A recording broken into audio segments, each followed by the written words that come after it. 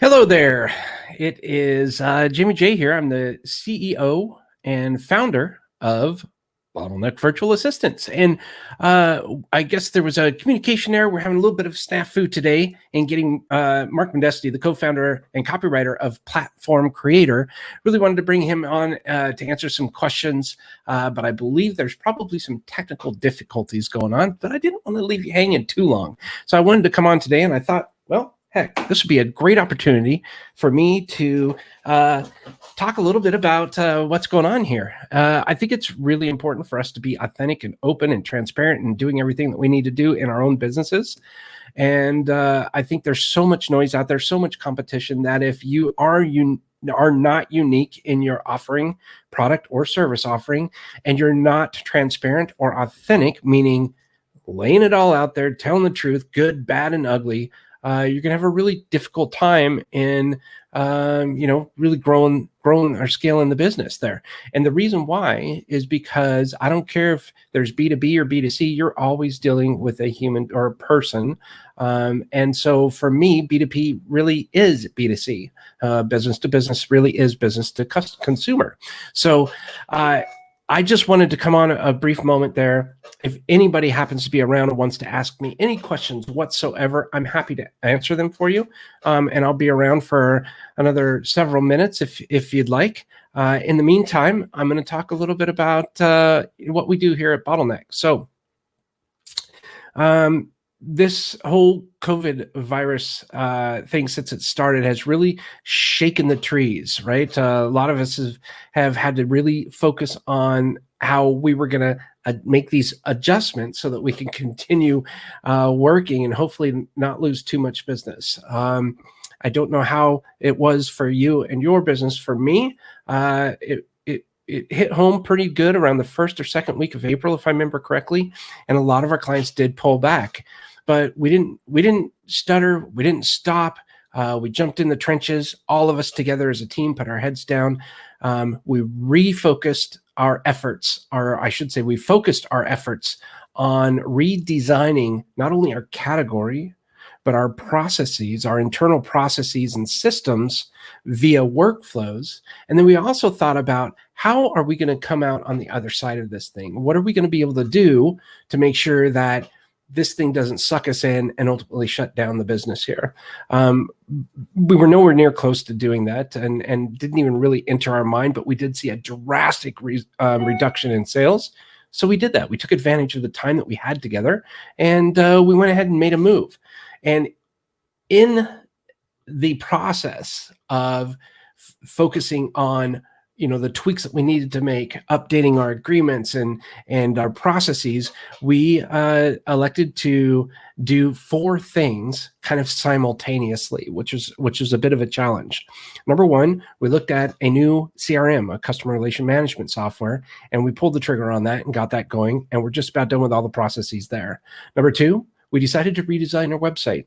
So if you go to bottleneck.online, you'll see that the website has been redesigned. We tried to really simplify the process. Number 3, we recreated our workflows and added some terminology and MOU, full transparency, meaning a memorandum of understanding that's easier for people to understand. And then number 4, we decided to create a category. Hopefully I didn't say that first. The category that we created, we're actually going to be, believe this or not, anti-virtual assistants. For those of you that may not know me, stopping the bottleneck in your business is our slogan.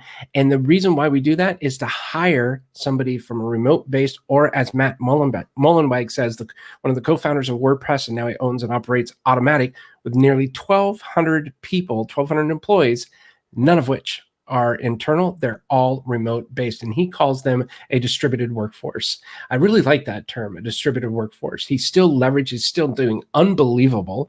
Envision is another company. I believe they're the first company to ever generate over $1 billion with 100% remote distributed workforce.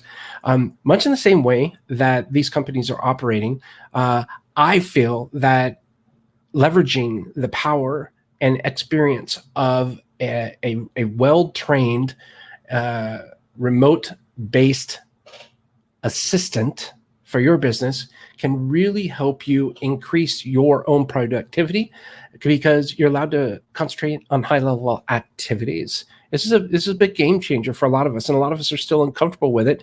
But I'm finding now more and more people are starting to embrace this remote-based environment.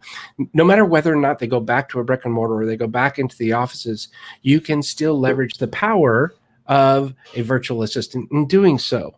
I believe, hold on one second. I think we have Mark here to join us now. So bear with me 1 second. We'll see if we can bring him in here. And this is the power of live. So we really enjoy this. Let me see if I can bring him in here, and we'll add him to the stream here. How are you, Mark? Jamie, I'm humiliated. No problem at all. No problem at all. I went ahead and started going because I didn't want to lose the live stream. There's a little button down there that says enter the broadcast room, and I failed to click on that. Well, I figured it was some kind of technical challenge or anything like that. But, we have about 10 minutes left. If you want to, we can jump in on that. I'd love to talk copywriting because what you've done for us in our press release has been amazing. So if that's okay, I'd love to jump into that, and I can introduce you really quick and then bring you back on if that's all right. Sure. Now, when you say 10 minutes left in the program, or in the program, about maybe 15 minutes left in the program. Right. Would that be all right? Sure. Yeah. Okay, hold on 1 second. Then let me go ahead and introduce you, and then we'll get this thing sorted. See, this is the greatest thing about being live. I absolutely love it. Let me see here if I can switch this around, and we'll get going. Oh, and I just noticed it says Jamie and Sarah. That's my wife from my previous call. Let me go ahead and introduce you to Mark Modesti. We're going to be talking about how to create a true platform in order to thrive in 2020 and beyond. As many of you know, I really enjoy bringing on people that I've either worked with directly or have been greatly influenced by. And this is how we stop the bottleneck in your business. The reason why Mark is qualified to do this, because after a 32-year career with UPS, primarily in sales and consulting, Mark Modesti recently pivoted to a content marketing and copywriting for platformcreator.com. In 2015, Mark presented a TED Talk on the argument for trouble and describes himself as a generous troublemaker, challenging others to leverage difficulty as a way of leveling up. In 2018, he was a recipient of Seth Godin's altMBA Walker Award. He has contributed articles for the UPS Longitudes Blog, Medium, and at platformcreator.com. Mark and his wife, Nance, have 3 adult children and live in North Texas. He's an avid reader and enjoys participating in online communities centered around creativity, marketing, and personal development. So without any further ado, please allow me to introduce you to the one and only Mark Modesti. How are you, sir? I'm great. I was demonstrating the trouble thing there. Having trouble getting on here, I guess. Yeah. Oh man, it's all good. I think, it's all part of the fun. We just enjoy this. And so I was wondering if you wanted to tell us a little bit more about who you are and what you do. And we'll take it from there. I've got so many questions. Yeah, sure. Well, my focus right now is copywriting. I really enjoy that. I was a sales guy before this. And so copywriting is essentially selling with paper and words and screens, and I've really enjoyed it. It's intriguing to me. It's a kind of a problem that I really enjoy, and as you know, opportunity is a problem too. So it's been quite an adventure. I haven't been in it that long, but I'm getting a lot of fulfillment out of it, and it's always a challenge, and it's always tricky. I think that's when I know that it matters, is when it's difficult. So. Yeah, I always say if I'm feeling uncomfortable, I'm in a good spot. It may be uncomfortable for me being in an uncomfortable spot, but that way I know I'm learning, I'm growing. If I'm totally comfortable, I've been there before, I've done it, I'm experienced in it, and how much more can you grow at that point? Step out of it a little bit, and I appreciate you for doing that. So what is so interesting about copywriting? It's the fact that you don't get to see this person you're writing to. not visually, not personally, but you have to find a way to capture their attention, their interest, and then find a way to compel them to make a decision. And we want that to be a decision that will make things better for them. But it's the same game, but as the sales role that I had before, but it's in a different package. So what I enjoy about it is that it takes imagination, but when you write, you don't aim to be creative. You aim to be clear and concise and compelling. And so if they notice your ad and say that was a great ad, then you probably aren't doing them justice. So like I said, so why would you say you're not doing them justice if they said, wow, that was a great ad? Well, because the purpose of the ad is to help someone make a decision about a product that would be good for them. And if it doesn't do that, it doesn't matter how impressive or well written or creative the ad is. So there's a fine line there. Gotcha. Okay.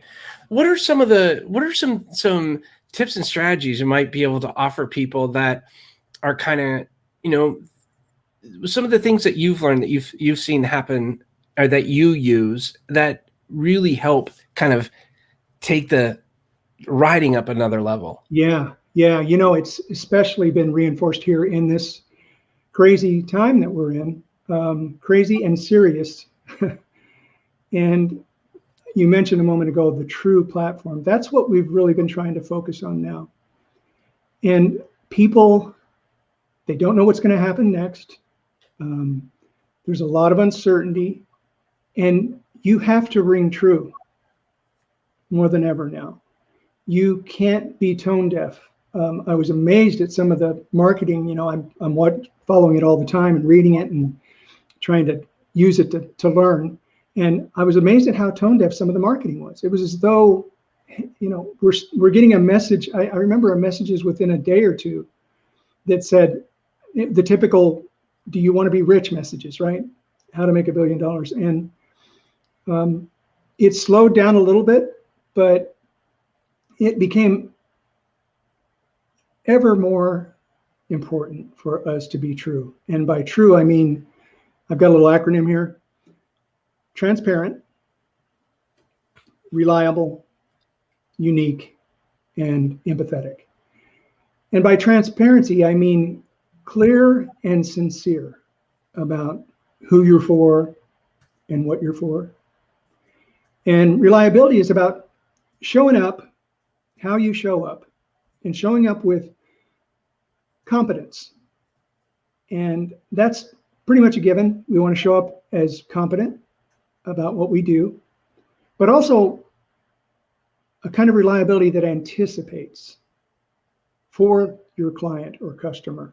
In other words, looking down the road and seeing what kind of problems they're going to have. We have a company that develops software solutions that's really good at this. They've got a huge client that works with government and all these compliance regulations, and they're always looking down the road. They know which regulations are in the pipe.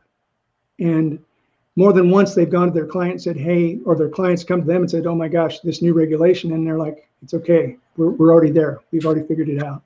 And that's a way of being reliable. It's like, that's a reliability, not just showing up, but anticipating, showing up for the problems that they don't even know they have yet. So it's kind of an unexpected way of showing up. There's the expectation of being there and doing what you say you'll do, but this is another form, to kind of taking it to another level. Being unique. Jamie, I think of you. You're a positive force, high energy, and very generous. And that's not something that you just went out and looked for and discovered. That's authentic. You've not discovered it. You've created that over time. And I think when we try to be unique, we think it's something we have to discover and it's a treasure hunt, but it's not. It's something we create over time. And it's not just about being different.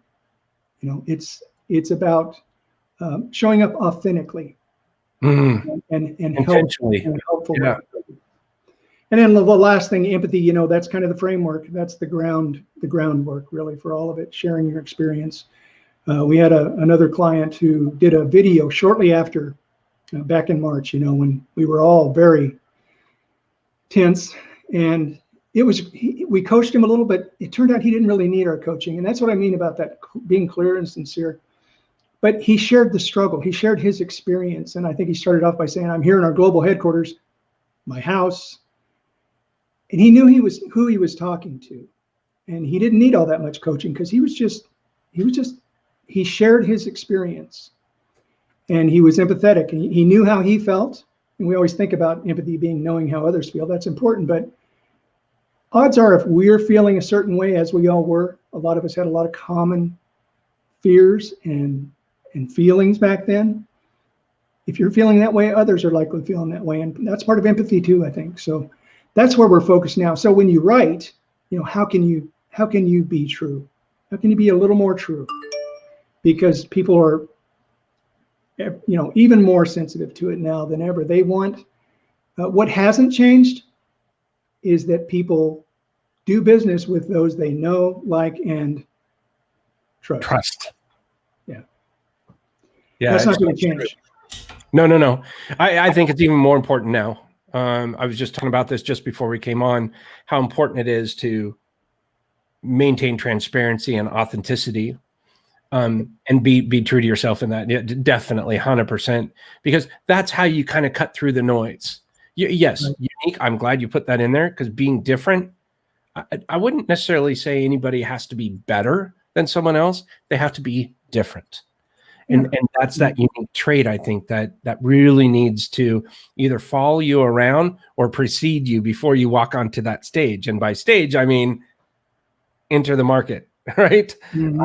So yeah, I totally agree with that. What would you say to somebody right now that is kind of struggling?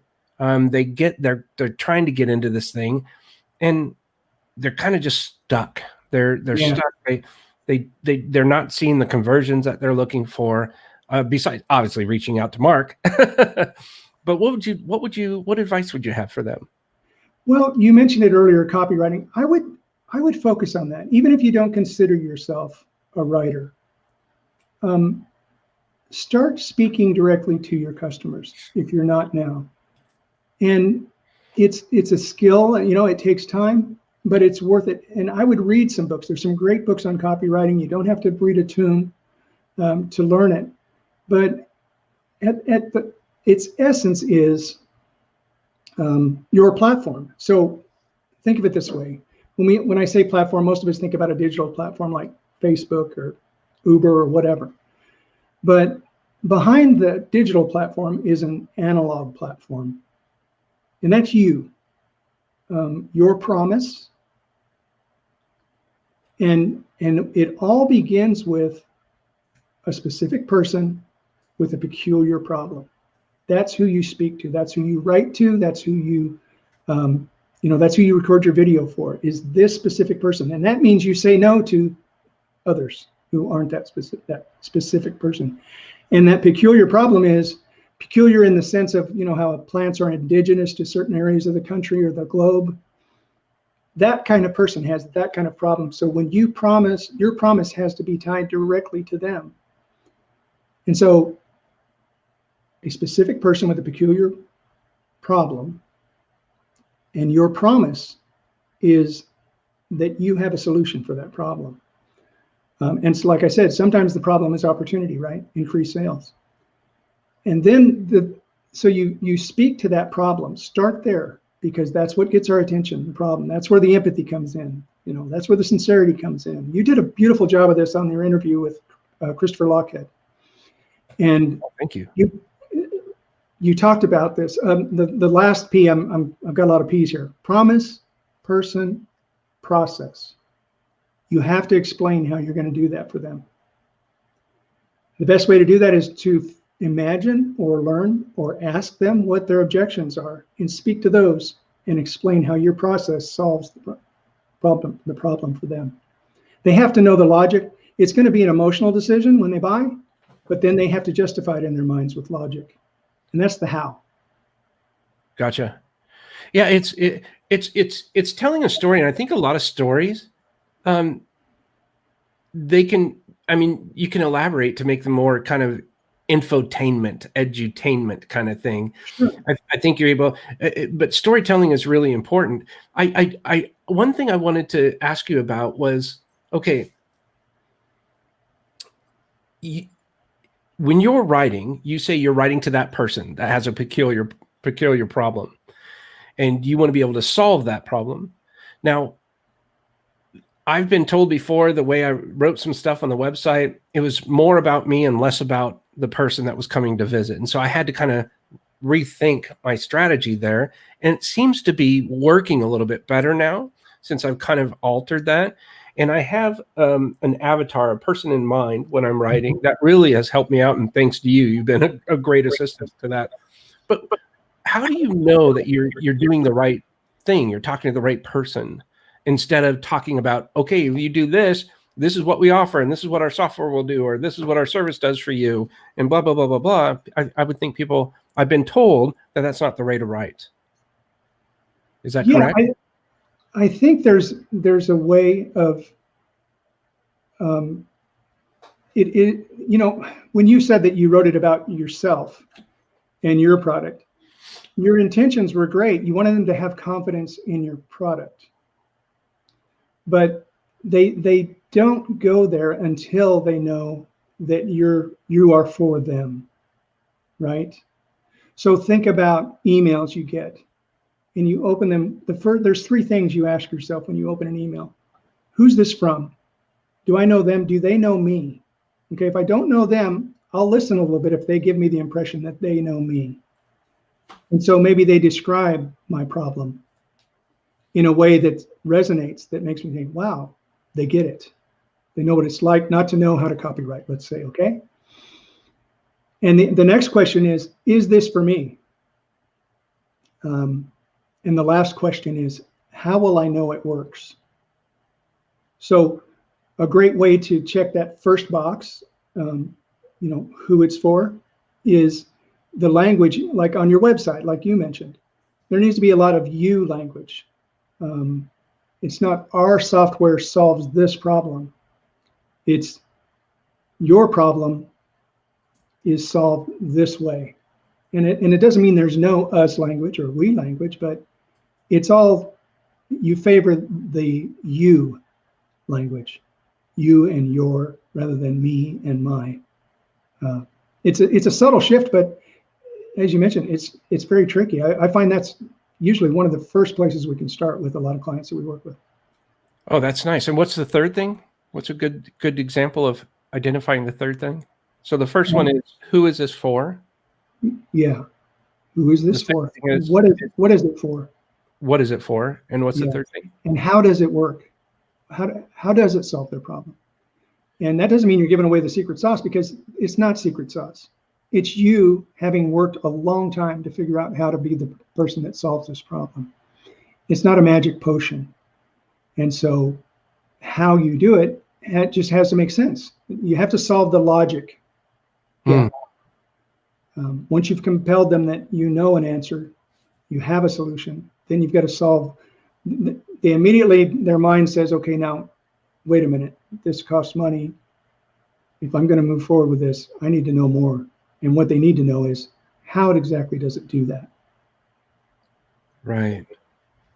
I think people are looking for simplicity. Mm-hmm. So, and a lot of times when you purchase a product or service, that doesn't mean that everything's going to be done for you. That means that you're going to be guided in a good direction, or what you deem to be in a good direction. Mm-hmm. And I think there's a big disconnect there, because a lot of people are looking to have things done for you quite a bit. Yeah. But being able to express that and set expectations early on, I think, are really important. Yeah. Yeah. Yeah. The great thing about that is that you are not, you're not an answer person, at least not at first. You're a question person. And we tend to think we have to show up with all the answers. And this comes back to the transparency thing, right? We need to show up wanting to know them first and understand them. So that's always the place to start. I love that. You're a question person, not an answer person. Oh man. At least at first. I mean, at some point they're going to be saying, okay, I've answered a lot of questions now. What do you got? Exactly. Yeah, and there's a pretty good time when you're discussing this. There's a time when you feel comfortable enough making that transition, or you're going to be told, okay, I got it. So what can you do? And then you make that transition over there. I've also felt that what I've learned is, say, in consultations and things like that, that I've actually taken and written in other blog posts and things like that, based on so many different conversations that I've had with people. Instead of laying everything out there on the table that we do, give it in little bite-sized chunks, and then say, how does this make you feel? Or what other questions do you have? And it kind of breaks up the conversation a little bit. Same way in copywriting, distilling it down to the main points or main challenges or main focal points of problems, the customer's point of problem. As my friend says, the CPOP. Yeah, there you go. There you go. And just on the writing piece again, I think it helps a lot before you start to write. Some people kind of resist this, but get as clear as you can about what you want to say. In other words, outlining, even taking a stab at your headline. It'll likely change as you continue to write. But the more structure you impose up front, I've been through this and I've gone the other route. I'm going to write until I figure out what it is I want to say. But at some point, even then, I had to come and say, okay, well, what is it I really want to say, and what's the most important part? Because when you get to the end of the process, it's more about what you get rid of than what you write, what you've actually written, and that's that clear and sincere thing. Clarity means if it's not part of the big idea here, it's got to go. And that's hard to do because we love some of our ideas, we fall in love with them, and then we want to include them and say everything we ever knew about it that doesn't pertain to their problem and our solution.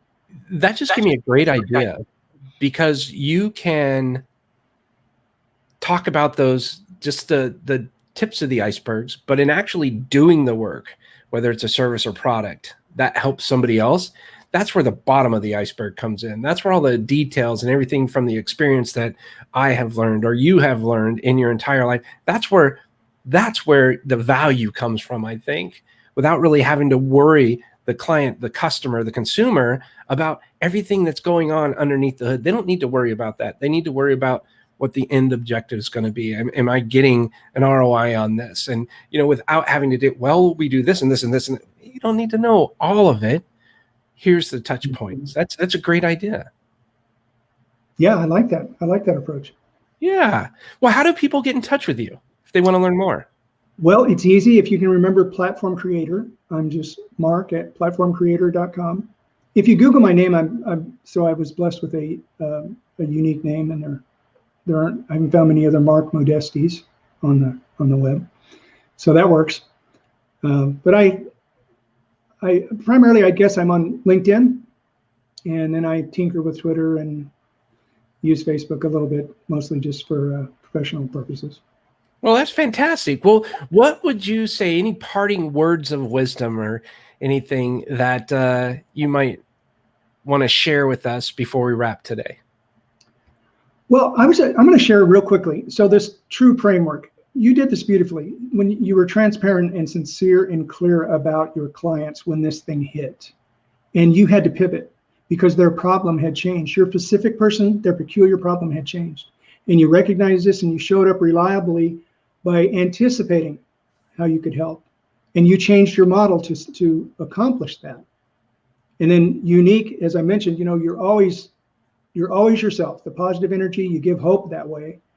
And then the empathy is you shared your struggle with the folks. You were going through it too, right? I mean, you knew where they were and how they were thinking about their business and their future. And so you demonstrated it all in that. And I'm speaking to what that interview I mentioned earlier with Christopher Lockhead. That TRUE framework is really helpful to me. I go through that person with a particular problem and the promise and the process. And then I go back and I say, okay, am I being transparent? Is this helpful? Is it reliable? Am I being reliable in an unexpected way? and then the uniqueness and the empathy. Do I really get them, and do they get that? I love that. A true. It's I'm a big fan of analogies. Huge fan of analogies. So I can appreciate that. And I hope everyone else can too. Is there anything else you'd like to say before we wrap up the episode? No, I think that's good. I love what you're doing, Jamie, and I love working with you. I really enjoyed working with you on that project recently. Yeah, thank you so much. Seriously, if you are looking for a copywriter, you got to reach out to Mark Modesti. He's so thorough. We have a press release that's coming out fairly soon, in about 2 weeks' time. And Mark authored that for us here at Bottleneck. And I cannot tell you how much it opened my eyes and how simple he made my blubble. I would just talk, and he just distilled it down into, it was perfect. That's a new word, Jamie. Thanks for that, blubble. Thank you. Yeah, it didn't make any sense, right? That's what blubble. That's a good one. But thank you so much, Mark, for taking the time. Can you hang out just for one quick second while I wrap up? Okay. Absolutely. Oh, perfect. Hey, thank you so much for tuning in. I've been talking with Mark Modesti today, and Mark is incredible. He is the co-founder and copywriter of Platform Creator. You can go learn more by visiting platformcreator.com or email him at mark@platformcreator. You can also check him out on LinkedIn. He's hanging out there. One of the takeaways for today is his analogy, TRUE. Or acronym, sorry, TRUE, transparent, reliable, unique, and empathetic. If you have any questions for Mark, please let me know. If they come on and you're watching this in a replay, ask away in the comments there, and I'll make sure to forward that off to Mark. I cannot recommend enough how important it is for you to leverage the resources of someone like Mark Modesti at Platform Creator, because he can definitely help you stop the bottleneck in your business. So without any further ado, we'll go ahead and wrap up today's episode. Remember one last thing. Go ahead and make your own ripple. Don't forget that. Make your own ripple.